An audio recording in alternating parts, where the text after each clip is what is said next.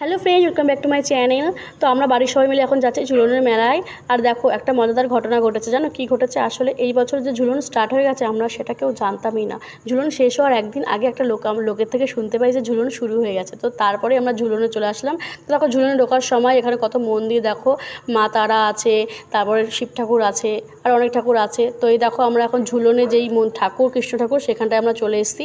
আর দেখো, এখানে কত খোপ খোপ করা। এখানটায় কিন্তু কৃষ্ণ ঠাকুরের অনেক লীলার অনেক স্ট্যাচু রাখা। তো দেখো, ঠাকুর দেখেই আমরা বাইরে চলে আসলাম কিছু কেনাকাটা করার জন্য। দেখো, এখানটায় দোকানে অনেক কিছু কিনছি, দেখছি। তারপরে এই দেখো, কত রকমের মাটির কত কিছু বানানো, এত ভালো লাগছে না দেখতে। আর এটা কার কার সাথে হয় বলো তো? কানের দোকান দেখলেই দাঁড়িয়ে পড়ো।